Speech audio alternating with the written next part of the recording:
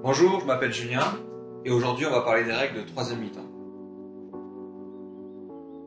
Troisième mi-temps, c'est un jeu qui se joue de 3 à 8 joueurs sur des parties d'environ 45 minutes. Pour jouer à troisième mi-temps, c'est très simple, il vous suffit de quelques amis, quelques verres et un endroit propice et convivial pour s'amuser. Chaque partie de troisième mi-temps est unique. À tour de rôle, les joueurs vont tirer une carte dans la pioche. Chacune des cartes a des compétences particulières.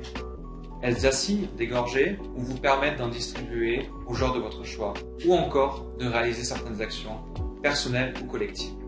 Les cartes ont un nombre de points, qui peut être négatif ou positif.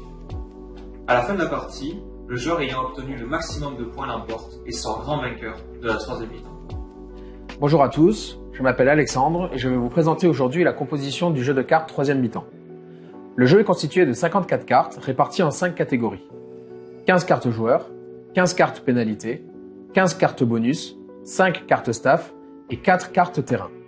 La mise en place du jeu est assez simple. Premièrement, mélanger l'ensemble des cartes et placer la pile face cachée sur la table. Deuxièmement, il faut que l'ensemble des verres des différents joueurs soit rempli. La principale difficulté dans ce type de jeu, c'est de savoir qui commence. Au troisième mi-temps, le choix a été simple. Le joueur ayant le QI le plus bas commence. Il tire la première carte du paquet, lit à voix haute sa description et la pose face visible devant lui. Une fois l'action accomplie, le jeu se poursuit. Le jeu se termine lorsque la dernière carte du paquet a été tirée. Rentrons maintenant dans le contenu de chaque type de carte. Commençons par les cartes joueurs. Chaque carte joueur est unique et illustrée. Elle possède également un effet immédiat. La particularité des cartes joueurs est qu'elles peuvent se combiner entre elles et débloquer ainsi des effets supplémentaires. À l'instar du rugby, il sera ainsi possible de combiner, par exemple, les premières lignes ou la charnière. Prenons le cas de la première ligne. Si au cours de la partie, vous tirez les cartes joueurs 1, 2 et 3, vous pouvez ainsi activer l'effet supplémentaire écrit sur la carte. Parlons maintenant des cartes staff.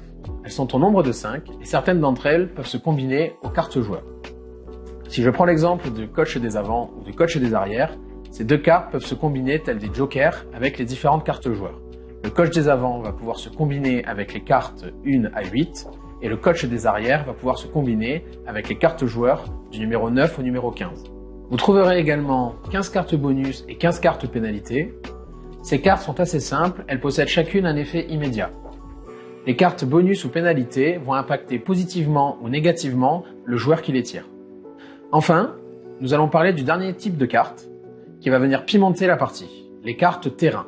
Elles sont au nombre de 4. Les cartes terrain impactent directement l'ensemble des joueurs.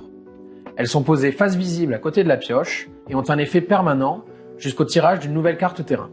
Comme vous pouvez le constater, les règles sont assez simples. Mais la troisième mi-temps, ça ne s'explique pas, ça se vit. Donc à vos cartes, prêts, jouez.